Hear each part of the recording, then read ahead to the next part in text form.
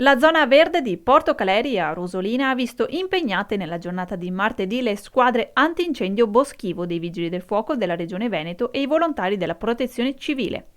Solo che questa volta non si è trattato di un devastante incendio, ma di una esercitazione per mettere a punto le manovre di soccorso in prossimità della stagione estiva. Impegnate le squadre dei Vigili del Fuoco di Rovigo e dei distaccamenti di Rosolina e Adria, coinvolte nell'esercitazione anche una cinquantina di unità del sistema di protezione civile, l'unità organizzativa servizi forestali della Regione Veneto e un'ambulanza della Croce Verde di Adria. Tutte le squadre hanno operato assieme in 3 simulazioni, 2 per incendio in una pineta e in prossimità di un camping e una terza operazione di simulazione per la ricerca di una persona allontanatasi dall'area boschiva interessata dall'incendio in seguito allo svilupparsi delle fiamme.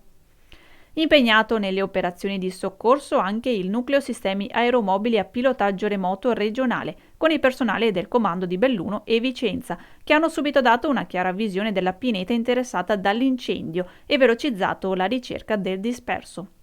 Collegata in remoto durante le manovre di emergenza anche la sala operativa regionale del Centro Coordinamento Veneto, che ha seguito le varie fasi dell'esercitazione in stretto contatto con la sala crisi del Comando dei Vigili del Fuoco di Rovigo.